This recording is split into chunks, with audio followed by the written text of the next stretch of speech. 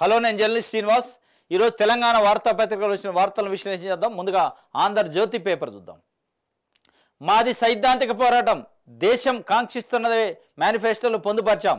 ED, CBI, IT, ఈసీని BJP నియంత్రిస్తుంది. చివరకు social మీడియాను ఫిక్స్ చేశారు. ప్రధాని ఎవరనేది ఎన్నికల అనంతరమే నిర్ణయం. 2004లో ఇలాగే ఎన్డీఏ వెలుగులు ప్రచారం చేసింది. అప్పట్లో యూపీఏ నెగ్గింది. ఇప్పుడు అదే ఫలితం వస్తుంది. కాంగ్రెస్ అధినేత రాహుల్ గాంధీ వ్యాఖ్యలు మా మేనిఫెస్టోలో అద్భుత భారతం అన్నది మల్లికార్జున ఖర్గే అంటాడు. ఇది నేడే జనజాతర. లోక్సభ ఎన్నికలకు కాంగ్రెస్ శంకారామం. తుక్కుగూడ సభకు భారీ ఏర్పాట్లు. పార్టీ మేనిఫెస్టో తెలుగు ప్రతిని విడుదల చేయనని రాహుల్ గాంధీ. 10 లక్షలకు పైగా జన సమీకరణ. అభ్యర్థులకు బాధ్యత అప్పగించిన సీఎం రేవంత్ రెడ్డి. నేడే జనజాతర అట. తుక్కుగూడలో జనజాతర పేరుతోనే ఒక భారీ బహిరంగ సభని 10 లక్షల మంది ప్రజలతోని కాంగ్రెస్ పార్టీ ఎన్నికల శంకారావాన్ని జాతీయ స్థాయిలో ఇక్కడ ప్రారంభిస్తుంది. దాంట్లోనే నిన్న మేనిఫెస్టో విడుదల చేసింది కాంగ్రెస్ పార్టీ జాతీయ నాయకత్వం. రాహుల్ గాంధీ, మల్లికార్జున ఖర్గే, సోనియా గాంధీ, కేసీ వేణుగోపాల్, చిదంబరం, ఇట్లా అందరు ముఖ్య నాయకులు అందరూ కలిసి ఆ మేనిఫెస్టోలో 5 న్యాయం, 5 న్యాయాలు, 25 హామీలు, గ్యారంటీలు అని చెప్పి ఇచ్చారు. దానికి సంబంధించిన తెలుగు ప్రతిని ఈరోజు జనజాతర సభలో తుక్కుగూడలో రాహుల్ గాంధీ అదేవిధంగా సీఎం రేవంత్ రెడ్డి సమక్షంలో విడుదల చేస్తారట. ఆయన చెప్తుండు మాది సైద్ధాంతిక పోరాటం అని రాహుల్ గాంధీ చెప్తుండు. మాది సైద్ధాంతిక పోరాటం, దేశం ఏదైతే ఆకాంక్షిస్తుందో దాని మేరకే మేనిఫెస్టో పొందుపరిచామని చెప్తుండు. అదేవిధంగా ప్రధాని ఎవరు అనేది ఎన్నికల అనంతరమైన నిర్ణయం. ఇక్కడే దెబ్బ పడుతుంది. ఇక్కడే ఈ కూటమికి ఇండియా కూటమి అనేది పెట్టుకొని కాంగ్రెస్ పార్టీగా ఎలక్షన్కి వచ్చి ఉంటే కొంత బాగుండేది. కాంగ్రెస్ పార్టీగా ఎలక్షన్కి వచ్చి ఉంటే రాహుల్ గాంధీయా, సోనియా గాంధీయా, ఇంకోళ్ళ XYZ ఎవరైతే ప్రధానమంత్రి అభ్యర్థి మా ఈయన అని ఒక ప్రొజెక్ట్ చేసి ఆ ప్రధానమంత్రి క్యాండిడేట్గా ఒక వ్యక్తిని బయట పెడితే అది రాహుల్ గాంధీగానో గాంధీ కుటుంబం నుంచి పెట్టుంటే కొంత కాంగ్రెస్ పార్టీకి ఒక మైలేజ్ వచ్చేది. అట్లా కాకుండా అదే రాహుల్ గాంధీ నోటితోని ప్రధానమంత్రి ఎవరు అనేది ఎన్నికల్లో గెలిచిన తర్వాత అంటే ఎందుకు గెలిపియాలి అనేది ప్రజల ప్రశ్న. ఇప్పుడు ప్రధానమంత్రి ఎవరో తెలియకుండా XYZ ఎవరో మీరు గెలిచిన తర్వాత ఎల్లైకో పొల్లైకో ఇస్తే పరిపాలన సరిగా చేయకపోతే, సుస్థిరమైన పరిపాలన అందించకపోతే దేశం పరిస్థితి ఏంది, దేశ భద్రత పరిస్థితి ఏంది అనేది ఇవాళ అవతల బీజేపీ పార్టీ, ఎన్డీఏ పార్టీలు ప్రశ్నించే పరిస్థితుంది. మాకు ప్రధానమంత్రిగా అభ్యర్థిగా మోడీ ఉన్నాడు, మోడీని మేము ప్రొజెక్ట్ చేస్తున్నాం, మోడీయే మా ప్రధానమంత్రి అని వాళ్ళు చెప్తుంటే, అంటే ఒకవైపు ఓటు వేయాలంటే 2 వైపులా 3 వైపులా అభ్యర్థులు ఉంటే 2 వైపులా ఉన్నారు కాబట్టి ఇటు ఒకవైపు ప్రధానమంత్రి అభ్యర్థి ఎవరు, ప్రధాని ఎవరు అని తెలుస్తున్నాక రెండో వైపు శూన్యంగా అనిపిస్తుంది. ప్రధానమంత్రి ఎవరో తెలియదు, ఏ పార్టీ ఉంటుందో తెలియదు, ఏ నాయకుడు ఉంటుందో తెలియదు, ఎన్ని సీట్లు వస్తాయో తెలియని పరిస్థితిలో ప్రజలు ఎట్లా మద్దతు ఇస్తారు? ప్రధానమంత్రి ఇగో ఫలానా క్యాండిడేట్ ఉంటుండు, అటు మోడీకి ఆపోజిట్గా మా క్యాండిడేట్ ఈయన, మోడీకి పోటీగా మేము ఇతను పెడుతున్నాం, ఈయన దేశ భద్రతను కానీ సుస్థిరత పరిపాలన కానీ దేశంలో మంచి పరిపాలన, సుభిక్షమైన పరిపాలన అందించగలడు అనేది మీరు చెప్తే ఎస్ ఈయనట ప్రధానమంత్రి, ఇక ఈయన మనం నమ్మొచ్చా, ఈయన చేయగలడా, ఈయన క్యాలిబార్ అనేది అప్పుడు కంపేర్ చేసుకుంటారు మోడీతోని. మీరు అసలు గాలిలో దీపం పెట్టి శూన్యంలో ఓట్లు వేయమంటే ప్రజలు ఓటేసే పరిస్థితి ఉండదు. అదొకటి మెయిన్ డ్రాబ్యాక్. ఇప్పుడు ఇండియా కూటమి అనే దానికి మెయిన్ డ్రాబ్యాక్ ఏంటంటే ప్రధానమంత్రి ఎవరో ఎవరికి తెలియదు, వాళ్ళకే తెలియదు పరిస్థితి. ఎన్నికల్లో గెలిచాకంటే అది ఎటు పోద్దో, ఎన్ని కుంపట్లు అయితే, ఎన్ని కథలు అయితే, ఎన్ని వర్గాలు అయితే తెలియని పరిస్థితి. కాబట్టి ఒక సుస్థిరమైన, ఒక బలమైన నాయకుడు, బలమైన పరిపాలన, బలమైన ప్రభుత్వం ఉండాలని ప్రజలు కోరుకుంటారు ఇండియాలో. కాబట్టి అక్కడే ఇండియా కూటమికి దెబ్బపడే అవకాశం. మీరు ఈ 2004 చివరికి దాన్ని ఏమంటారు, ఎన్నికల్లో గెలిచాకనే మేము ప్రధానమంత్రి ఎవరు అనేది తెలుస్తుందని మీరు ఎప్పుడు చెప్పారో అప్పుడు దెబ్బపడే అవకాశం ఉంది. దాని నుంచి బయటపడి ఒక ప్రధానమంత్రి అభ్యర్థికి ఈయన అనేది మీరు చెప్పగలిగితే ప్రధాని ఎవరు అనేది ఎన్నికల అనంతరమే మా నిర్ణయం అన్నాడు. ఎన్నికల అనంతరమే నిర్ణయం అంటే ఎన్నికల్లో ఓటు ఎట్టేస్తారు, ఓటు దేన్ని చూసేస్తారు, ప్రధానమంత్రి ఎవరు ఉంటారు, ఏ పార్టీ ఉంటుంది, ఏ నాయకుడు ఉంటాడో చూస్తేనే ఓటేసేది. అప్పుడు కదా ఓటేసేది. గాలిలో దీపం పెట్టి ఓట్లు ఏమంటే ఏరు.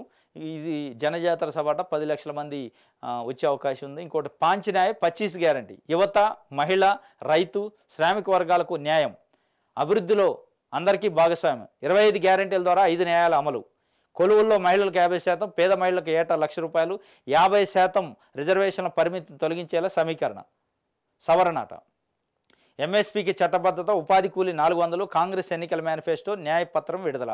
నిన్న న్యాయపత్రం విడుదల చేశారు. 5 న్యాయ 25 గ్యారంటీస్. పాంచ్ న్యాయ 25 గ్యారంటీలో పాంచ్ న్యాయ అంటే యువతకి న్యాయం, మహిళలకు న్యాయం, రైతులకు న్యాయం, శ్రామిక వర్గాలకు న్యాయం అంటే 5 సెక్షన్లుగా పెట్టుకున్నారు. ఈ 5కి పాంచ్ న్యాయ, మళ్ళీ అందులో ఒక్కొక్కళ్ళకి 5 గ్యారంటీలు ఇచ్చారు. మొత్తం 25 గ్యారంటీస్. దాంట్లో 25 గ్యారంటీలట. కొలువుల్లో మహిళలకి 50% రిజర్వేషన్ అనేది కేంద్ర ప్రభుత్వ ఉద్యోగాలలో అదొకటి సవరణ చేస్తారట. 50% ఇప్పుడు రిజర్వేషన్లు, మామూలు రిజర్వేషను 50% పెంచకూడదు. ఎస్సీ ఎస్టీ బీసీ మైనార్టీలకు సంబంధించి ఇచ్చే రిజర్వేషను 100 పోస్టులు ఉంటే 50% ఉండాలి, పెంచొద్దు అనేది ఒక చట్టం ఉంది. దాన్ని సవరించి 50% మించి కూడా ఎంతైనా రిజర్వేషన్ ఇచ్చుకోవచ్చు అని ఒక సవరణ చేస్తాం మేము అధికారంలోకి వస్తే అని చెప్తున్నారు. ఎంఎస్పీకి చట్టబద్ధత, ఉపాధికి హామీ కూలి 400 రూపాయలు రోజుకి ఇస్తామట. ఎంఎస్పీ అనేది మొన్న ఈ మధ్యకాలంలో ఢిల్లీ సరిహద్దులలో పంజాబ్ హర్యానాకు సంబంధించిన రైతులు కొన్ని వేల మంది దిగ్బంధించడానికి ప్రయత్నం చేశారు. ఢిల్లీకి చలో ఢిల్లీ కార్యక్రమాన్ని తీసుకున్నారు ఎంఎస్పీకి చట్టబద్ధత ఇవ్వాలని. దానికి అటు ఎన్డీఏ ప్రభుత్వం పట్టించుకోలేదు, వాళ్ళని అరెస్టులు చేసింది, ఇబ్బంది పెట్టింది. ఇప్పుడు కాంగ్రెస్ పార్టీ ఆధ్వర్యంలోని ఇండియా కూటమి చెప్తుంది ఎంఎస్పీకి చట్టబద్ధత ఇస్తామేమని. అంటే రైతుల్ని ప్రసారం చేసుకునే పనిలో ఉన్నారు. కానీ ఎవరిస్తారు? ప్రధానమంత్రి ఎవరో తెలియకుండా ఎంఎస్పీ చట్టబద్ధత ఇస్తా అంటే ఎట్లా నమ్ముతారు? నమ్మే పరిస్థితి లేదు. ఏ విషయాలైనా చెప్తే నమ్మాలంటే అసలు ఎవరు నాయకుడు ఎవరో తెలిస్తే నమ్ముతారు.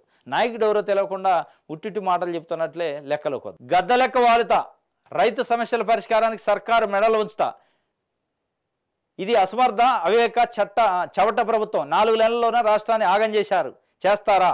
ఈ దద్దమ్మలకు చేత కాకపోతే వాళ్లను పండబెట్టి తొక్కి అయినా మేడిగడ్డ నుంచి నీళ్లను విడుదల చేపిస్తా. మేడిగడ్డలో 10,000 మందితో ధర్నా, పంటకు 500 రూపాయల బోనసు ఇవ్వకపోతే కొరికి చంపుతారు.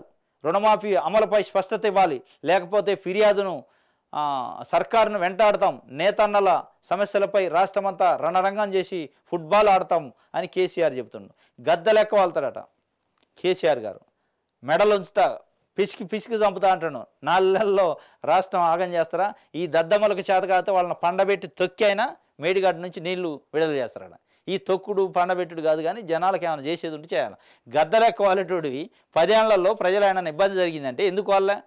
మీరు గద్దలకు వాళ్ళకపోగా ఎవరైనా ప్రతిపక్షాలు వాళ్ళకి సంఘీభాగం పోతుంటే ఎక్కడికక్కడ అరెస్ట్ చేసాను. నీకు ఇవాళ స్వేచ్ఛగా ఎక్కడికంటే అక్కడికి నల్గొండ, సూర్యాపేట, కరీంనగర్ ఎక్కడికంటే అక్కడికి 100 కార్లు వేసుకొని పోయే ఏర్పాటు ఇవాళ ప్రభుత్వం చేస్తుంది.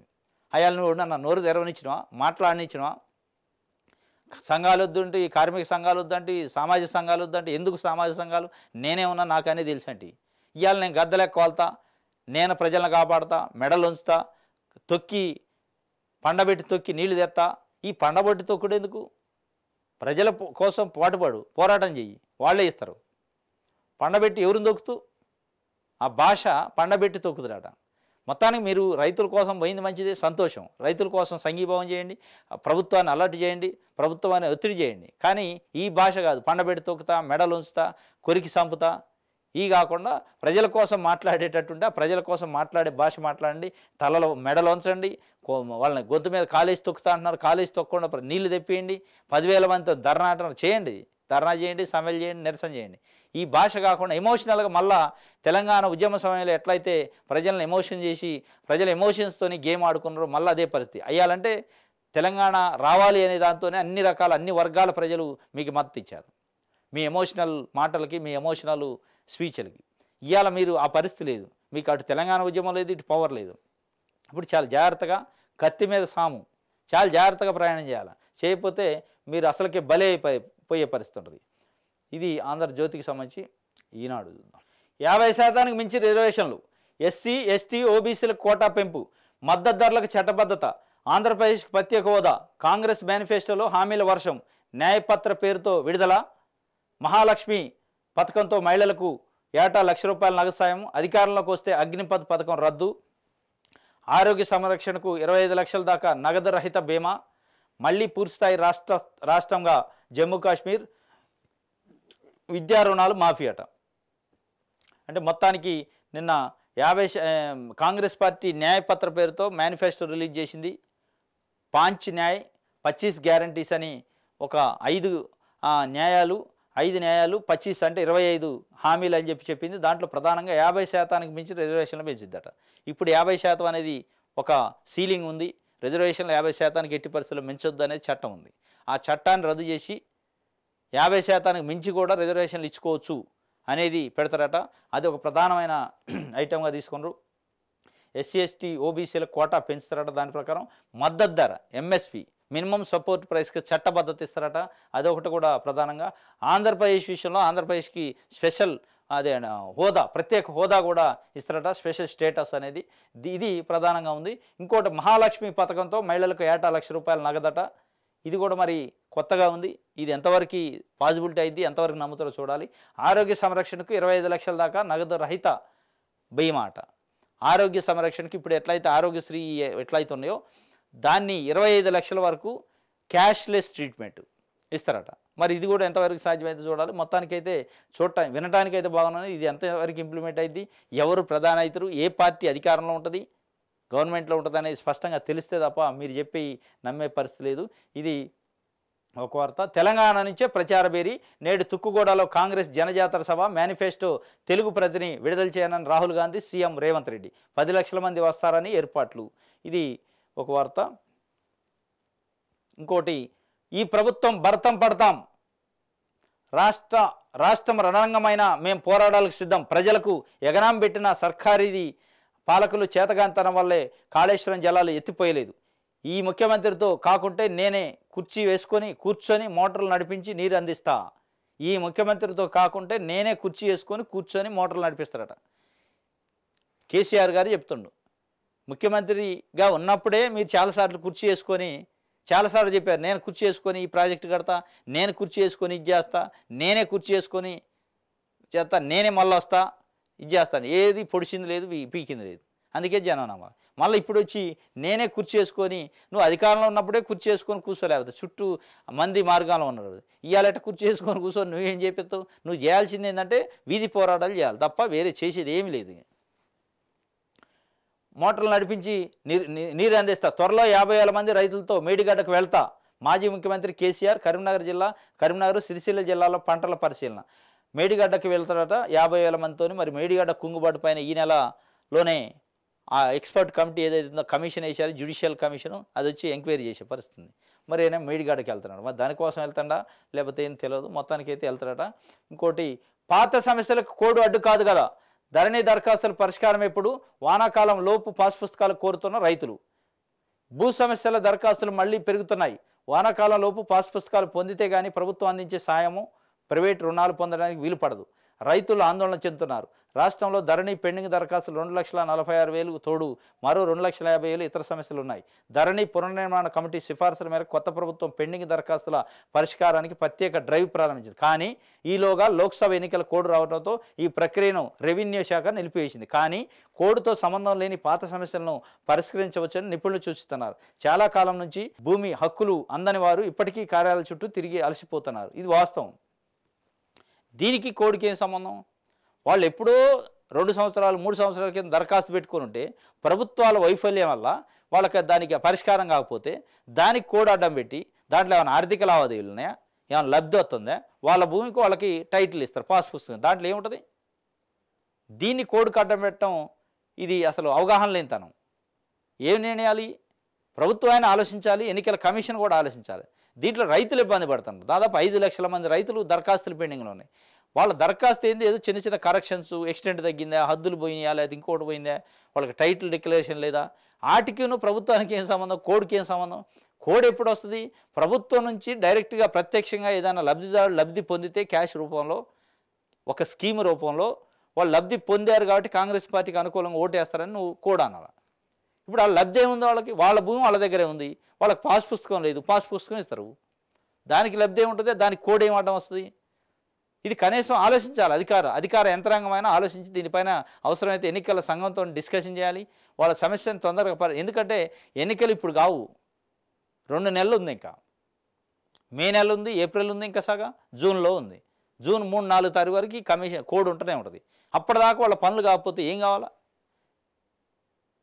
అవగాహన ఉండాలి తప్ప ఇట్లాంటి ఎన్ని పనికిరాని నిర్ణయాలు తీసుకొని ప్రజలను ఇబ్బంది పెట్టే కార్యక్రమం తప్ప దీంట్లో కోడ్ ఏముంటుంది, ఏం అడ్డం వస్తుంది వాస్తవంగా? కాబట్టి దీన్ని ఆలోచించాలి. రైతులు ఏముంది, పరిష్కరించాల్సిన సమస్యలు ఏముంది? రైతులు మధ్య సరిహద్దు వివాదాలు అంటే విస్తీర్ణంలో హెచ్చుతగులు వాస్తవం, ఎక్స్టెంట్లో తేడా, తక్కువ ఎక్కువ ఏదో ఉంటుంది. అది సరి చేస్తే దాంట్లో ఎన్నికల కోడ్కి ముడిపెట్టి చేసేది ఏముంది? మూల సర్వే నెంబర్లకు సరిపోని విస్తీర్ణం ఆర్ఎస్ఆర్కి సంబంధించి, అటవీ రెవెన్యూ సరిహద్దు సమస్యలు, దస్తారాల్లో అచ్చుతప్పులు, వీటికి సంబంధించి కోడ్ అసలు అడ్డమే కాదు వాస్తవంగా. కాబట్టి దయచేసి దానికి సంబంధించిన అధికార యంత్రాంగం సీసీఎల్ఏ కానీ చీఫ్ సెక్రటరీ గారు కానీ ఎన్నికల కమిషన్తో చర్చించి దీనికి అడ్డం కాదు, దీని రైతులు ఇబ్బంది పడుతుంటారు, దీన్ని పరిష్కరించే పని చేయాలి తప్ప మీరు ఆ ఎన్నికలు దాన్ని చూపించి మళ్ళీ ఇట్లా చేస్తే ఇబ్బంది. ఆంధ్రజ్యోతిలో మృత్యుతో పోరాడి ఓడిందట, అయిన వారున్నా దిక్కులేని దానిలా కొట్టుమిట్టాడిన వృద్ధురాలు, అంత్యక్రియలకు ముందుకు రాని కుమారులు. సూర్యాపేట జిల్లా నేరేడు జిల్లాలో దారుణమైన ఘటనట. ఇది చాలా అమానవీయ ఘటన.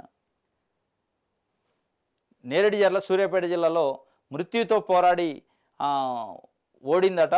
అయిన వారు ఉన్నా కానీ దిక్కులేని దానిలా కొట్టుమిట్టాడిన వృద్ధురాలు అని చెప్పి ఒక వార్త. అయిన వారు ఉన్నారు, ఆ వృద్ధురాలు దిక్కులేని దానిలా మిగిలింది. మృత్యుతో పోరాడి చివరకు తనువు చాలించింది. సూర్యాపేట జిల్లా నేరేడు జిల్లా మున్సిపాలిటీ పరిధిలో విద్యానగర్లో శుక్రవారం సాయంత్రం విషాదం చోటు చేసుకుంది. నేరేడు జిల్లాకు చెందిన మన్నూరి రామస్వామి, సైదమ్మ 80 వయసు అట ఆమెది. దంపతులకు 2 కుమారులు. రామస్వామి 30 ఏళ్ల క్రితం భర్త 30 ఏళ్ల క్రితం మృతి చెందిండు. ఇప్పుడు కొడుకులు ఉన్నారట, 2 కొడుకులు. కుమారులు మనవళ్ళు పెద్ద సైదమ్మను పట్టించుకోవడం మానేశారు. ఏడాది నుంచి వృద్ధాప్య పెన్షన్తో జీవనం సాగిస్తుంది. విద్యానగర్ రామాలయం వద్ద చెట్టు కిందనే వాసం ఉంటుందట. ఎంత దారుణమైన పరిస్థితి! ఎటుపోతుంది మానవత్వం, ఎటుపోతుంది మనుషులు అసలు ఎటుపోతున్నారు? ఆలోచన విధానం ఏంటంటే దీన్ని బట్టి 2 కొడుకులుండి, పిల్లలుండి, మనవాళ్ళు ఉండి, మనవరాళ్ళు ఉండి చెట్టు కింద దీనావస్థితిలో బతికిందట. విద్యానగర్ రామాలయం వద్ద చెట్టు కింద నివాసం ఉండేది. 4 నెలల క్రితం నేరేడు జిల్లాలోని వృద్ధాశ్రమంలో చేరింది. ఓల్డేజ్ హోమ్లో చేరిందట. ఇటీవల ఆశ్రమ నిర్వాహకురాలు సైదమ్మ ఆరోగ్యం క్షీణించడంతో కుటుంబ సభ్యులకు సమాచారం ఇచ్చింది. వారు తీసుకెళ్లిన చోటనే వదిలేయాలని చెప్పడంతో గత్యంతరం లేని పరిస్థితిలో ఆశ్రమ నిర్వాహకురాలు గురువారం మధ్యాహ్నం తీసుకొచ్చి రామాలయం వద్ద వదిలిపెట్టింది. రాత్రి సమయంలో సైదమ్మకు స్థానికులు ఇడ్లీ తినిపించారు. శుక్రవారం ఉదయానికల్లా ఆమె ఆరోగ్యం క్షీణించింది. 24 గంటల పాటు చెట్టు కిందనే ఉండి ఎండ తీవ్రతకు తట్టుకోలేని స్థితిలో ఉండడంతో స్థానికులు మధ్యాహ్నం 3 గంటల సమయంలో 108కి 108కి సమాచారం అందించారు. 108 సిబ్బంది వచ్చి సైదమ్మను అంబులెన్స్లో ఎక్కించారు. అప్పటికే శ్వాస తీసుకునేందుకు ఇబ్బంది పడడంతో ఆక్సిజన్ పెట్టి హుజూర్నగర్ ఆసుపత్రికి తరలించారు. ఆసుపత్రిలో చేర్చిన 15 నిమిషాల తర్వాత సైదమ్మ మృతి చెందినట్టు వైద్యులు తెలిపారు. ఈ విషయం ఆమె కుమారులకు తెలియజేయగా హుజూర్నగర్లోనే మున్సిపాలిటీ వారితో దహనం చేయించాలని కోరారట. తమ వద్ద డబ్బులు లేవని అంత్యక్రియలకు నిరాకరించారు. స్థానికులు తీవ్రంగా మందలించి దహన ఖర్చులకు ఆర్థిక సాయం అందిస్తామని చెప్పడంతో శనివారం ఉదయం ఆసుపత్రికి వెళ్లి వృద్ధురాలు మృతదేహం తీసుకొచ్చి అంత్యక్రియలు చేసేందుకు అంగీకరించారు. వీడు అసలు మనుషులా వీళ్ళు అసలు ఏం పుటకి ఇది? ఎంత దుర్మార్గం! సొంత తల్లి రక్తం పంచుకొని ఆమె రక్తం పంచి పుట్టించింది, జన్మనిచ్చిన తల్లిని దీనంగా బజాట్లో వదిలేసి చెట్ల కింద వదిలేసి అక్కడికి వృద్ధాశ్రమంలో ఓల్డేజ్ హోమ్లో ఉంటే ఓల్డేజ్ హోమ్లో వాళ్ళు ఇన్ఫామ్ చేశారు, ఆరోగ్యం బాగాలేదు తీసుకెళ్ళాలంటే మీరు ఎక్కడి నుంచి వెళ్ళారో అక్కడ బజాట్లో వదిలేయండి, చెట్ల కింద వదిలేసి మీరు బొండి అని చెప్తే వాడు అసలు మనిషి మానవత్వం ఉందా? అన్నం తింటాడా, గడ్డి తింటాడా, వాడికి పిల్లలు ఉన్నారా, పిల్లలు ఉంటే వాళ్ళకి ఏం సందేశం ఇస్తాడు అనేది సమస్య. డబ్బులు ఉండొచ్చు, ఉండకపోవచ్చు, అందరూ డబ్బులు ఉన్నోళ్ళు ఉండరు. డబ్బులు లేకపోయినా కానీ మానవత్వం, ప్రేమ, అనురాగాలు పంచడానికి డబ్బే అడ్డం కాదు. ఒక తల్లిగా నువ్వు ఆ పరిస్థితిలో చేస్తే రేపు నీ పిల్లలు కూడా వాళ్ళు డబ్బులు లేవని నిన్ను బజార్లో ఏమన్నా వదిలేస్తే ఏంది పరిస్థితి అనేది ఆలోచించుకోవాలి. ఆరోగ్యం బాగలేదని చెప్తే కనీసం స్పందించకుండా అక్కడ కొంతమంది స్థానికులు తీసిపోయి 108లో హాస్పిటల్లో జాయిన్ చేస్తే చనిపోయిందని చెప్తే మున్సిపాలిటీ వాళ్ళకి ఇవ్వండి, వాళ్ళు దహనం చేస్తారంటే మరి నిన్ను ఎందుకు అన్నట్టు? నువ్వు ఎందుకు ఈ భూమి మీద నువ్వు అవసరమా? ఈ భూమికి భారం కాదు. ఇట్లాంటి వ్యక్తులు, ఇట్లాంటి ముండా కొడుకులు భూమికి భారం. భూమి మీద ఉండటమే దండగా. వాడు ఉంటేంది లేకపోతేంది, మనిషి కాదు, వాడు పశువు అనమాట. కాబట్టి ఇంత దీనమైన పరిస్థితి ఆలోచించుకోవాలి ప్రజలు కూడా. ఇట్లాంటి వ్యవహారం తినటానికి మనకు తిండి లేకపోయినా మనం ఏం తింటున్నాం అది పెట్టే పరిస్థితి తల్లిదండ్రులకు ఉండాలి తప్ప బజార్లో వదిలేసి దానికి కారణం నాకు డబ్బులు లేవు, ఆర్థికంగా దెబ్బతిన్నా అనే పరిస్థితి. ఆర్థికంగా ప్రతి ఒక్కడికి ఉంటాయి ఇబ్బందులు, అందరూ సమంగా ఉండరు. ఆర్థికంగా ఉండటానికి మానవత్వము, మానవ సంబంధాలు చాటుకోవడానికి సంబంధం లేదు. ఎవడు పెట్టవాడ నిన్ను దానం చేయి తీసిపోయి గొయ్యి తీసి గొయ్యిలో పెట్టేది ఆర్థిక స్థామత ఏంది? ఇద్దరు గడ్డపార తీసుకొని 2 కొడుకులు బొంద తీసి బొందలో పెట్టడానికి కూడా స్థానిక స్తోమత లేదా? స్తోమత లేకపోవడం కాదు, మీకు మనసు లేదు, మానవత్వం లేదు. అనేది ఇలా స్పష్టంగా కనపడుతుంది. కాబట్టి ఇట్లాంటి అమానవీయ ఘటనలు జరగకుండా ఉండాలి, సమాజం నేర్చుకోవాలి, మన భవిష్యత్ తరాలకి ఒక మంచి సందేశాన్ని ఇవ్వాలి తప్ప ఇగో ఇట్లాంటివి ఇస్తే మనుషులు ఉండరు భూమి మీద, మానవత్వం ఉండదు. ఇక మనుషులు చచ్చిపోతారు, మానవత్వం చచ్చిపోద్ది, ఒక శవాల లెక్క రోడ్ల మీద తిరుగుతాం మనం. కాబట్టి గమనించుకోవాలి ప్రజలందరూ, అది చదువుకున్న వాళ్ళ పక్కన పెడితే ప్రతి వ్యక్తి మానవత్వం ఉండాలి, ప్రేమ ఉండాలి, అనురాగం ఉండాలి. ఇది వదిలిపెట్టినప్పుడు సమాజం చెడు పోకళ్ళ పోద్ది, మానవత్వం పోద్ది, మనుషులు ఉండరు. అదొక పాట ఉంది, మనిషి అన్నవాడు మాయమైపోయిందని అందశ్రీ గారు పాడతారు. ఇక అదే గుర్తొస్తుంది. మానవత్వం ఉన్నోడు మచ్చుకాయన కనపడలేదని ఇది ఇట్లాంటి ఉదాహరణలు చూస్తే మానవత్వం ఉన్నోడు ఇక ఇక నెక్స్ట్ జనరేషన్కి ఉండరు. ఇట్లాంటి వాళ్ళని ప్రోత్సహించవద్దు, చెప్పులతోని ఊరేగించాలి, చెప్పులు మెళ్ళేసి గుండు గీకి ఊరేగిస్తే అప్పుడు బుద్ధి వస్తుంది ఇట్లాంటి వాళ్ళకి. ఇది ఒక వార్త, చాలా విషాదకరమైన పాపం. అసలు దాన్ని ఏంటంటేనే కళ్ళమని నీళ్ళు వచ్చే పరిస్థితి. ఇంత దారుణమా? రైతులకి ఎక్కడ కష్టం వచ్చినా గద్దలెక్క వాళ్తాడు కేసీఆర్. డెలివరీ బాయ్ బ్యాగులో 15 లక్షలు స్వాధీనం చేసుకున్నాడు. నగరంలో వాహనాల తనిఖీలు ముమ్మరం. శుక్రవారం 76 లక్షలు పట్టుకున్న పోలీసులు. లోక్సభ ఎన్నికల నేపథ్యంలో పోలీసులు వాహనాల తనిఖీలు ముమ్మరం చేశారు. అక్రమ నగదు రవాణాపై ఓవైపు టాస్క్ ఫోర్సు బృందాలు, మరోవైపు పోలీసులు ఉక్కుపాదం మోపుతున్నారు. శుక్రవారం ఒక్కరోజే గుట్టుగా తరలిస్తున్న 76 లక్షల నగదును పట్టుకున్నారు. మొత్తం 5గురిని అదుపులోకి తీసుకున్నారు. సోదాల భాగంగా గూబాల నాగరాజు అనే జొమాటో డెలివరీ బాయ్ బ్యాగులో బైక్పై తరలిస్తున్న 14,97,000 రూపాయలు south west task force Asif Nagar పోలీసులు సంయుక్తంగా మల్లేపల్లి సర్కిల్ వద్ద పట్టుకున్నారు. మంగళహట్లోని ఓ ప్లైవుడ్ దుకాణ యజమాని ఆదేశాల మేరకు నగదు తీసుకెళ్తున్నారని డెలివరీ బాయ్ పోలీసులకు చెప్పారు. ఆబిడ్స్ పరిధిలో హవాలా రూపంలో తరలిస్తున్న 40 లక్షలను పోలీసులు పట్టుకున్నారు. ఇప్పుడు ఎలక్షన్లో డబ్బులు పంపిణీకి పోలీసులు పంచేది ఉంటుంది, నీళ్ల ట్యాంకుల్లో పట్టపోయినవి ఉన్నాయి, లేకపోతే అంబులెన్సుల్లో పట్టపోయినవి చూసినా. కానీ ఇది విచిత్రంగా డెలివరీ బాయ్, జొమాటో, స్విగ్గీ ఈ డెలివరీ బాయ్స్కి ఇచ్చి పంపిస్తున్నారట. ఏంటి అంటే ఫుడ్ డెలివరీ అని పట్టించుకోకుండా ఉంటారని 14,90,000 అంటే 15 లక్షల రూపాయల డెలివరీ బాయ్ బ్యాగులో పెట్టి పంపించారట. పోలీసుల చేతులు చిక్కుండు. అంటే కొత్త రకం దందా బయటపడది, కొత్త రకం హవాలా మనీని పంపిణీ చేసే విధానం ఇప్పుడు మనకి బయటపడదు. గతంలో అంబులెన్స్లో చూసినాం, పోలీసు వాహనాలలో తరలిస్తూనే చూసినాం, నీళ్ళ ట్యాంకులలో తరలించేది చూసినాం. కానీ ఇది కొత్తగా ఉంది. కాబట్టి ఇప్పుడు పోలీస్ యంత్రాంగం జాగ్రత్తగా ఉండాలి. ఇట్లాంటి డెలివరీ బాయ్లను కూడా చెక్ చేసే పరిస్థితికి వచ్చింది. ఇంత దౌర్భాగ్యమైన పరిస్థితికి వచ్చింది. ఇది ఒక వార్తగా ఇచ్చారు. ఫైనాన్స్ ఏజెంట్ల దాష్టికానికి యువకుడు బలి అట. నిన్న కూడా ఒకటి వచ్చింది. ఫైనాన్స్ ఏజెంట్లు ఏదో లోన్ యాప్లో లోన్ తీసుకున్నందుకు వాడిని వేధిస్తుంటే సూసైడ్ చేసుకుంటాడు ఒక పిల్లగాడు. ఇవాళ ఆ ఏజెంట్లు దాష్టికానికి యువకుడు బలట. మృతుడు యూపీకి చెందిన వినయ్. ఖమ్మంలో ఘటన. ఈఎంఐ చెల్లించలేదని దాడి, వెంబడించిన ఏజెంట్లు, భయంతో చెరువులో దూకిన వినయ్, ఈత రాక మృతి. ఫైనాన్స్ ఏజెంట్ల రాక్షసత్వానికి ఖమ్మం నగరంలో ఓ యువకుడు బలైపోయాడు. బైక్ లోన్ తీసుకొని వాయిదాలు చెల్లింపులో జాప్యం చేయడంతో ఫైనాన్స్ ఇచ్చిన ఏజెంట్లు యువకుడిపై దాడికి దిగారు. అతడు ప్రాణభయంతో పారిపోతుండగా రాళ్లు పట్టుకొని వెంబడించారు. దీంతో యువకుడు ఎటు తప్పించుకోలేక ఓ చెరువులో దూకాడు. ఈత రాక ప్రాణాలు కోల్పోయాడు. మృతుడిని ఉత్తరప్రదేశ్ నుంచి మార్బుల్ పని కోసం వచ్చిన వినయ్, ఇతను ఉత్తరప్రదేశ్ అట పాపం, వినయ్ అనేటోడు మార్బుల్ పని కోసం వచ్చిండట. 20 సంవత్సరాలు ఉంటాయట. గుర్తించారు. ఖమ్మం నగరంలోని ఖానాపురం హైవేలీ పోలీసులు తెలిపిన వివరాల ప్రకారం యూపీలోని ఆగ్రాకు చెందిన వినయ్, అతని స్నేహితుడు అజయ్ మార్బుల్ పనుల కోసం కొంతకాలం క్రితం ఖమ్మం వచ్చారు. నగర పరిధిలోని దానవాయిగూడెంలో నివాసం ఉంటున్నారు. కొద్ది నెలల క్రితం నగరంలోని Mohan Sai second hand finance సంస్థ నుంచి 2 బైకులను వాయిదాల పద్ధతిలో కొనుగోలు చేశారు.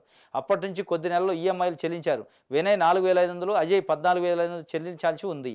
4,500 రూపాయలు పాపం చెల్లించాల్సింది. ఫైనాన్స్ కంపెనీ రికవరీ ఏజెంట్లైన అజయ్ కుమార్, రామచందర్ శుక్రవారం దానవాయిగూడానికి వెళ్లారు. అజయ్ కొద్ది రోజుల క్రితం స్వగ్రామానికి వెళ్లడంతో అతడి బైకు ఎక్కడుందో అని వినయ్ని అడిగారు. బల్లెపల్లిలోని ఒకరికి అజయ్ అప్పు ఉన్నాడని, అతను బైక్ని తీసుకెళ్లాడని వినయ్ తెలిపాడు. వెంటనే వినయ్ని తీసుకొని ఏజెంట్లు బల్లెపల్లికి వెళ్లారు. అక్కడ గొడవ జరిగింది. ఈ క్రమంలో రామచంద్ర కర్రతో వినయ్ని కొట్టాడు. వినయ్ భయంతో పారిపోతుండగా రికవరీ ఏజెంట్లు వెంబడించారు. భయంతో వినయ్ చెరువులో దూకాడు. ఈత రాకపోవడంతో చనిపోయాడు. విషయం తెలిసిన ఫైర్ సిబ్బంది, పోలీసులు సంఘటన స్థలం వద్దకు చేరుకొని మృతదేహాన్ని బయటకు తీశారు. రికవరీ ఏజెంట్లు అజయ్ కుమార్, రామచంద్రను పోలీసులు అదుపులోకి తీసుకొని విచారిస్తారు. ఇంకా విచారణ ఏముంది? ఏం విచారణ? Mohan Sai finance second hand బండ్లు అమ్మే ఫైనాన్స్ దగ్గర వీళ్ళు ఉత్తరప్రదేశ్ నుంచి వచ్చి పాపం ఏదో పని చేసుకొని నీ డబ్బులు నీకు కడుతున్నారు, ఒకటో రెండో వాయిదాలు మిస్ అయ్యి ఉండొచ్చు, 4,500 పాపం పే చేయాలట అంతే. దానికోసం రౌడీలు లెక్క ఎమ్మడించి రాళ్లతో దాడి చేస్తే తప్పించుకోవడానికి చెరువులో దూకిండట. చెరువు దూకి ఈత రాక చనిపోయిండు. ఏం దాష్టికి ఎంత దుర్మార్గమైన పని ఇది. ఇట్లాంటి ఫైనాన్స్ కంపెనీలని మూసేయాల. వాడిని జైలు మర్డర్ కేసు ఇది, స్పష్టంగా మర్డర్ ఇది. మళ్ళీ దీంట్లో అనుమానాస్పద మృతి ఇట్లాంటి పెట్టదు పోలీసులు. పెడితే ఇగో ఇట్లాంటి వాళ్ళు రెచ్చిపోతారు. ఇప్పటికే లోన్ యాప్లతోని చాలామంది చనిపోతుంటే ప్రత్యక్షంగా ఎంబడించి రౌడీలు గూండాల లెక్క ఎంబడబడి రాళ్లతో దాడి చేసే పరిస్థితి అంటే ఏం ఫైనాన్సు, ఏ చట్టం చెప్తుంది ఇట్లా వసూలు చేయాలని? చట్టాలు ఉన్నాయి, దానికి వసూలు చేసే పద్ధతులు ఉన్నాయి. బండి గుంజపోయే అవకాశం ఉంది. ఎంబడించి రాళ్లతో దాడి చేసే పరిస్థితి అంటే ఇది రౌడీయిజం కాకపోతే, ఇది క్రిమినల్ యాక్టివిటీ కాకపోతే ఏమంటారు దీన్ని? ఎవడేళ్ళకి అసలు ఫైనాన్స్ పర్మిషన్ ఇచ్చింది అనేది చూడాలి. ఇట్లాంటి ఇప్పుడు ఆ ఉద్యోగులు కాదు, ఎంబడించిన వాళ్ళు కాదు, ఎంబడించడానికి ప్రోత్సహించి పంపిన కంపెనీ అధిపతి ఎవడైతుండో ఫైనాన్స్ అధినేత వాడిని కూడా తీసుకుపోయి జైల్లో పెట్టాలి. వాడిని కూడా పెట్టాలా?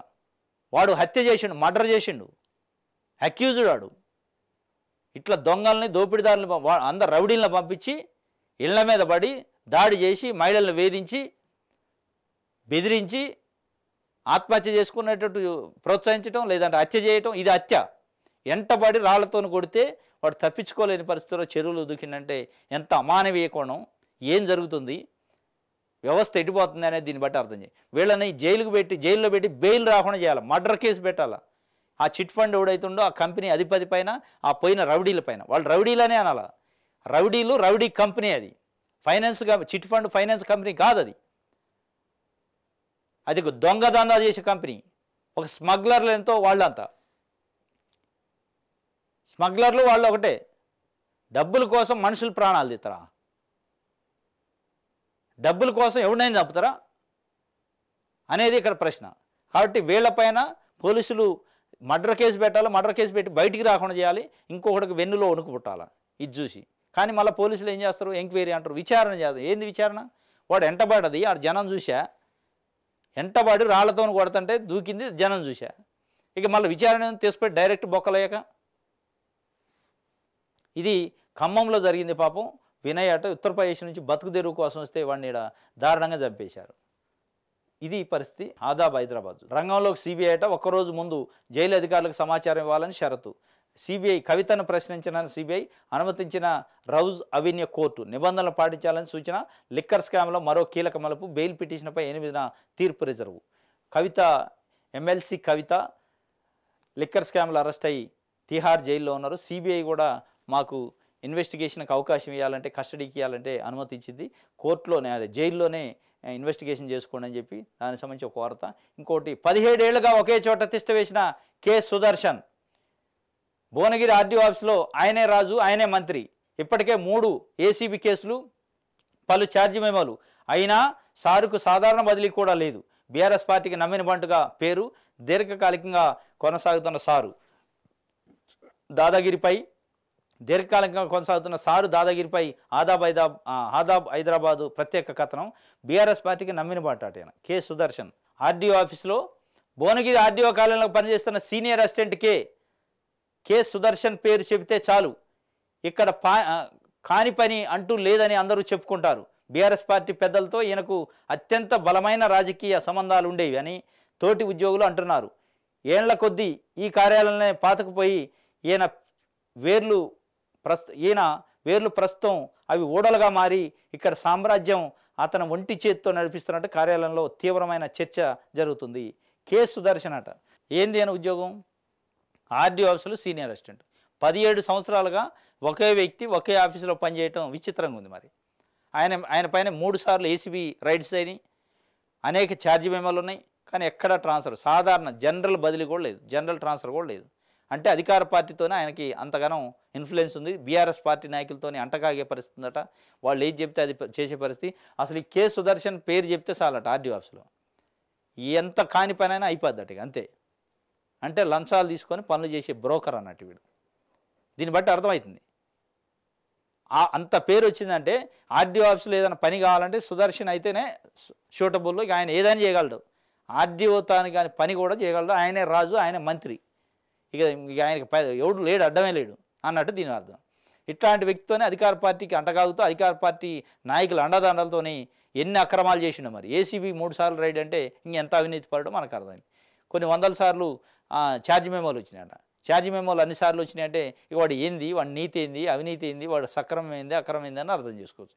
ఇట్లాంటి అధికారులు మన దగ్గర ఉన్నారు. మన దగ్గర ఉండి జెన్యూన్గా సర్వీస్ చేయాల్సిన వ్యక్తులకి, పౌరులకి నష్టం కలిగిస్తున్నారు.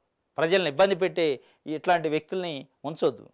అవసరమైతే సర్వీస్ నుంచి రిమూవ్ చేయాలి, లేకపోతే ఏమైనా కొండ ప్రాంతాల్లో పడేయాలి. దేశపోయి వాడు హైదరాబాద్ దగ్గరలో ఉండి ఇట్లాంటి దందా చేసుకుంటా ఎన్ని కోట్లు సంపాదించండి ఏం కథ. వీడిపైన ఏసీబీ రైడ్స్ కూడా చేయాలి. వాస్తవంగా వాడు ఆస్తులు ఏంది, వాడు ఆదాయం ఏంది చూడాలి. ఇది 17 ఏళ్ళుగా ఒకే చాట తెచ్చేసిండట. ఈ సుదర్శన్ మీద మరి ఇప్పుడున్న ప్రభుత్వం కానీ ఇప్పుడున్న అధికారులు కానీ ఏం చర్య తీసుకుంటారో తీసుకోవాలి. వాడిని అక్కడి నుంచి పంపాలి. ఫస్ట్ వాడి పైన ఇంత అభియోగం వచ్చాక ఎంక్వైరీ చేయాలి. 3 ఏసీబీ కేసులు, పలు ఛార్జ్ మెమోలట. ఈయనపై ఇప్పటికే 3 ఏసీబీ కేసులు నమోదు కాగా సంబంధిత కేసులో ఇతనికి ఉన్నతాధికారులు 3 ఛార్జ్ మెమోలు జారీ చేసినట్టు విశ్వసనీయ సమాచారం. సాధారణంగా రవాణా శాఖలో పనిచేసే అధికారులపై శాఖాపరమైన ఛార్జ్ మెమోలు ఉంటే వారికి అధికారికంగా ప్రభుత్వ వెబ్సైట్లో లాగిన్ ఇవ్వకూడదని నిబంధనలు. కానీ వాటన్నింటినీ ఇక్కడ తుంగలో తొక్కి యథేచ్ఛగా భువనగిరి ఆర్టీఏ కార్యాలయంలో ఈయన వీర విహారం చేస్తుండట. ఇది 3 ఛార్జ్ మెమోలు ఇచ్చినాయి. ఇక అసలు ఆర్టీఏ లేదు, ఏది లేదు. ఏనే రాజు మంత్రి ఏనే ఆర్టీఏ అన్ని దొంగదందాలు చేసేటట్టు ఉంది. ఈ సుదర్శన్ అనే పేరు చెప్తే దేనికైనా ఫిట్నెస్ కానీ ఇంకోటి కానీ పర్మిట్ కానీ ఏదైనా ఉట్టిగానే అయిపోద్ది. డబ్బులు ఇస్తే చాలు, కాంది కూడా అయిపోద్దట. మరి ఇట్లాంటి వ్యక్తుల్ని ఆఫీసులలో, ఆర్టీఓ ఆఫీసులలో పెట్టుకొని వీళ్ళు బ్రేకులు లేని బండికి అనుమతులు ఇస్తారు, పర్మిట్ ఇస్తారు.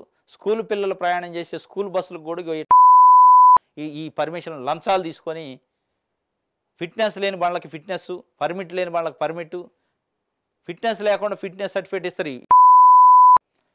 ఇస్తే స్కూల్ పిల్లలు పాపం అభౌశవం ఎరగని స్కూల్ పిల్లలు దాంట్లో నవ్వుకుంటూ పాటలు పాడుకుంటూ వెళ్తుంటే ఎన్నో యాక్సిడెంట్లు జరిగినాయి. ఇగో ఇట్లాంటి వల్ల, ఇట్లాంటి ఎదల వల్ల, ఇట్లాంటి అవినీతి పరుల వల్లనే అది జరుగుతుంది. కాబట్టి ఇట్లాంటి వాళ్ళు రిమూవ్ చేయాలా. అది మామూలు విషయం కాదు. ఆర్టీఓ ఆఫీసులో వీడు దందా ఇట్లా జరుగుతుందంటే 17 సంవత్సరాలు ఆడనే ఉండంటే 3 సార్లు ఏసీబీ రైడ్లు జరిగినా 3 సార్లు ఛార్జ్ మెమోలు ఇచ్చినా వీడు ఆడనే ఉండంటే వీడికి అవినీతి ఎంత ఉంది, ఈ అవినీతి పెద్ద అధికారులకు ఎంత ఇస్తాడు. వాటాలు ఇస్తేనే ఉంచుతారు, లేకపోతే ఎందుకు ఉంచుతారు? వాటాలు అందరికి పోతుంటేనే ఉంచుతారు. కాబట్టి ఈ వాటాలు మీరు తినే తిండి ఏం కానీ, మీరు చేసే అవినీతి ఏం కానీ చిన్న చిన్న పిల్లల భవిష్యత్తు నాశనం అయ్యే అవకాశం ఉంది. పిల్లలకు సంబంధించిన ప్రయాణం చేసే బస్సులకు మీరు అనుమతిస్తారు, వ్యాన్లకు అనుమతిస్తారు, స్కూల్ వ్యాన్లకి, స్కూల్ బస్సులకి. ముక్కు పచ్చలారిన పిల్లలు చాలామంది ఇట్లాంటి వెధవల వల్ల చనిపోయిన పరిస్థితి, యాక్సిడెంట్లు అయ్యి. కాబట్టి దయచేసి ఇట్లాంటి బుండా కొడుకులు తీసేసి పిల్లల భవిష్యత్తును కాపాడాలి.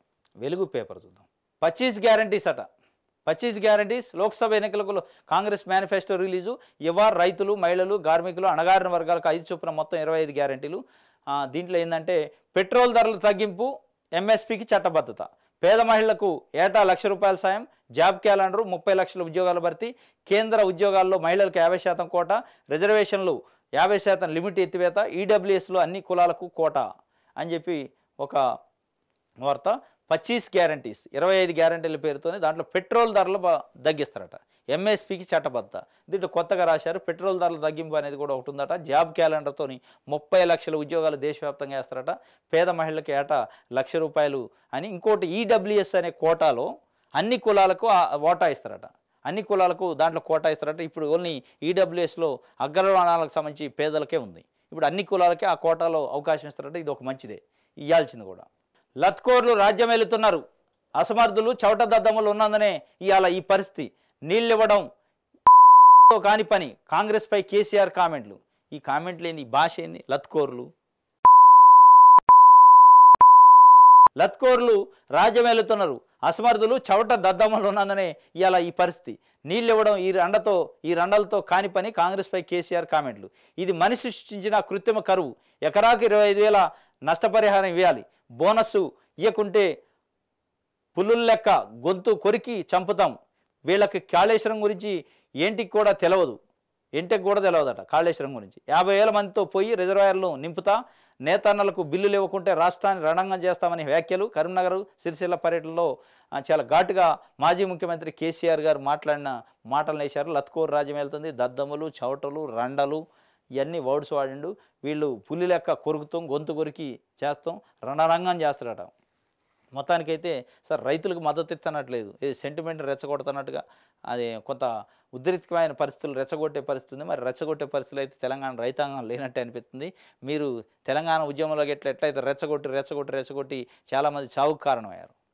అదే విషయాన్ని మళ్ళీ మీరు ఇప్పుడు రెచ్చగొట్టే కార్యక్రమం రైతులను ఏదో రెచ్చగొట్టి ఇది అదంటే ఎవడు అంత ఈజీగా బయటకు వచ్చే పరిస్థితి లేదు. మీరు అది ఆశించితే కూడా తప్పే. 1,00,000 కోట్ల కాళేశ్వరంపై ఎంక్వైరీ సీరియస్గానే ఉంటుంది. Judicial commission chairman PC Ghosh స్పష్టీకరణ. లోతుగా విచారిస్తాం, ఎవరినైనా పిలుస్తాం, ప్రజల నుంచి కూడా ఆధారాలు ఫిర్యాదులు తీసుకుంటామని వెల్లడి. ఈ నెల 9 తర్వాత రాష్ట్రానికి రానున్నట్టు ప్రభుత్వానికి సమాచారం. 1,00,000 కోట్ల కాళేశ్వరంపై ఎంక్వైరీ చాలా సీరియస్గానే ఉంటుందట. ఆయన judicial commission chairman PC Ghosh స్పష్టం చేసిండు, ఈ నెల 9 తర్వాత వస్తారట. అందుకే ఈ హడావుడి కేసీఆర్ చేస్తున్నారనే అనుమానం. రైతులు మేము ప్రేమతో చేస్తే ఈ రండలు ముండలు ఈ రెచ్చగొట్టే వ్యవహారం ఉండదు. నువ్వు నిజంగానే రైతుల కోసం చేస్తే రైతుల పక్షాన మాట్లాడు, రైతుల గురించి మాట్లాడు. అసమర్థులు, చవటలు, దద్దములు, రండలు ఇవన్నీ మాట్లాడుతున్నాం అంటేనే సెంటిమెంట్ రెచ్చగొట్టే కార్యక్రమంలో ఉంది అనేది అర్థమవుతుంది. మొత్తానికైతే కాళేశ్వరం పైన ఎంక్వైరీ చాలా సీరియస్గా ఉంటుందట. సీరియస్గా ఉన్న దాంట్లో ఎవరికైనా నోటీసులు ఇస్తారట, ఎవరినైనా పిలుస్తారట. దాంట్లో కేసీఆర్ ఉండొచ్చు, కేటీఆర్ ఉండొచ్చు, హరీష్ రావు ఉండొచ్చు, అధికారులు ఉండొచ్చు, ఎవరినైనా పిలుస్తాం అవసరమైన మేరకు. అదే ప్రజలు కూడా ఫిర్యాదులు ఇవ్వచ్చు అంటుండు. ప్రజలు కూడా వాళ్ళకు ఏదైనా డౌట్లు ఉన్నా వచ్చి చెప్పొచ్చు, ఫిర్యాదులు ఇవ్వచ్చు, దాంట్లో డౌట్ లేదు అని చెప్పి చెప్తున్న పరిస్థితి. నమస్తే తెలంగాణ. ఎర్రటెండలో ఎండిన పొలంలో కేసీఆర్ ఉంటే చల్లని సాయంత్రం ఉప్పల్ స్టేడియంలో రేవంత్ రెడ్డి ఉన్నట్టు ఒక వార్తని నమస్తే తెలంగాణ వేసింది. ఇది కొంత విచిత్రంగా ఉంది. ఎందుకంటే రేవంత్ రెడ్డి ఒక ముఖ్యమంత్రిగా క్రికెట్ ఇంట్లో కూర్చొని చూడొచ్చు టీవీలో, కానీ స్టేడియంకి పోయి దాన్ని పెద్ద ప్రచారం చేసి హంగామా చేసి ఇవాళ రైతులు ఇబ్బంది పడుతున్నారు, పంటలు ఎండిపోతున్నాయి, ఆత్మహత్యలు జరుగుతున్నాయి, నీళ్లు లేక కొన్ని గ్రామాలు ఇబ్బంది పడుతున్నాయి, తాగునీళ్ళు లేక సాగునీరు లేక ఇబ్బంది పడుతున్నారు, ఎండలు పెరిగినాయి. ఇవన్నీ సమస్యలు ఉంటే మీరు పోయి ఉప్పల స్టేడియంలో క్రికెట్ మ్యాచ్ చూస్తే ఏం సందేశం ఇస్తున్నట్టు వాస్తవంగా అనేది ఇలా ప్రజల్లో చర్చ జరుగుతుంది. మీరు అది అక్కడికి వెళ్ళకుండా ఉంటే బాగుండేది. స్టేడియంకి వెళ్ళే క్రికెట్ చూడాలన్నా? ఈ రాష్ట్రంలోని ప్రజలు ఎవరు క్రికెట్ చూడలేదా? దీనికి అనవసరమైన ప్రచారం ఇచ్చి అనవసరమైన తప్పటడుగులు తప్ప దీంట్లో ఏం లేదు. ప్రజల గురించి ఆలోచించాలి, ప్రజలకు సేవ చేయడానికి మీరు ముఖ్యమంత్రి తప్ప క్రికెట్ స్టేడియంలో చూడొచ్చు, చూసే హక్కు మీకుంది. కానీ ఇవాళున్న సిచ్యువేషన్ ఏంది, ఇవాళున్న పరిస్థితిని బట్టి వ్యవహరించాలి తప్ప దానికి అనవసరమైన పబ్లిసిటీ ఇక ఎట్లే ఉంటుంది. ఎర్రటెండలో ఎండిన పొలంలో కేసీఆర్ ఉండట పాపం. ఈయన చల్లని సాయంత్రం ఉప్పల స్టేడియంలో ఉన్నట్టు వాళ్ళకి అవకాశం ఇస్తే ఆడ ప్రజల సమస్యల్లో ఉండే సమస్యలను పట్టించుకోవాలి. వాస్తవంగా అక్కడ ప్రతిపక్ష నాయకుడు పోయి ప్రజల గురించి మాట్లాడుతుంటే దానికి సమానం చెప్పాల్సిన బాధ్యత ముఖ్యమంత్రి పైన ఉంటుంది, ప్రభుత్వం పైన ఉంటుంది. దాన్ని వదిలేసి మీరు స్టేడియంలో చూస్తే సంక్షోభంలో మన వ్యవసాయం తెలంగాణలో 2014 ముందు సీను పునరావృతం. చివరి శ్వాస వరకు పులిలాగా కొట్లాడతా, ఎట్టి పరిస్థితుల్లోనూ తెలంగాణకు అన్యాయం జరగనేమను. కేసీఆర్ బయలుదేరిండు, ఇక ఆగడు. ఎక్కడ సమస్యలున్నా అక్కడ వాలిపోతా, సమస్య పరిష్కారం అయ్యాక పోరాడతాం. చివరి శ్వాస వరకు పుల్లాగా కొట్లాడుతాడట. ఎట్టి పరిస్థితుల్లోనే తెలంగాణకు అన్యాయం జరగనేడట. కేసీఆర్ బయలుదేరినట, ఇక ఆగడట. బయలుదేరి ఇక ఫామ్ హౌస్కి బోడిగా అని దీని అర్థం.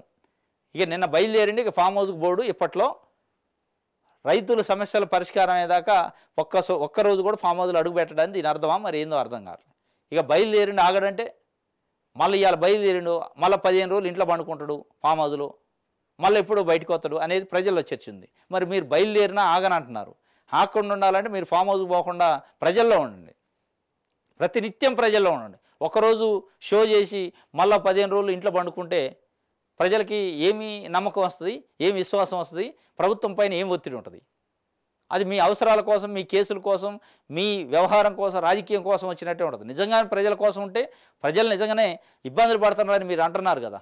4 నెలల్లో ఆగమైపోయిందంట. ఆగమైన తెలంగాణను బాగు చేయాలంటే మీరు నిత్యం ప్రజల్లో ఉండాలి.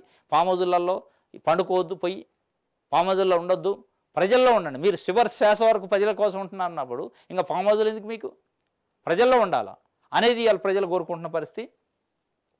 తెలివి తక్కువ, అసమర్థ, అవివేక, చవట, దద్దమ్మ, దరిద్ర అర్భక ప్రభుత్వం పాలన వల్లే ఈ కరువు. నీటి నిర్వహణ తెలవని లత్కోర్ పాలకులు వీళ్ళ మెడలు ఉంచుతాం. ప్రజలకు ఎక్కడ కష్టం వస్తే అక్కడ వస్తాం. రావద్దని ఎవరు? ప్రజల్లో ఉండాలి, ప్రజల పక్షాన పోరాటం చేయాలి, ప్రజల పక్షాన్ని నిలబడాలి, ప్రభుత్వాన్ని గట్టిగా మాట్లాడాలి, ప్రభుత్వాన్ని వంచాలి, మెడలోంచి పని చేయించాలి. కానీ ఒక్కరోజు వచ్చి 15 రోజుల రెస్ట్ తీసుకొని మళ్ళీ 15 రోజుల తర్వాత ఒక్కరోజు వచ్చి మళ్ళీ 15 రోజులు రెస్ట్ తీసుకొని నేనే చివరి శ్వాస వరకు ఉంటా, నేను ఇక ఆగను, బయలుదేరండి కేసీఆర్ అంటే ఎవడు నమ్మడం. అది ఉట్టిదే, పిట్టల ద్వారా మాటలు లెక్క ఉంటాయి. ఇది నమస్తే తెలంగాణకు సంబంధించి. ఇది ఈరోజు తెలంగాణలోని వార్తాపత్రికలో వచ్చిన వార్తలకు సంబంధించిన విశేషం. రేపు తాజా వార్తలతో మళ్ళీ కలుసుకుందాం. Thank you.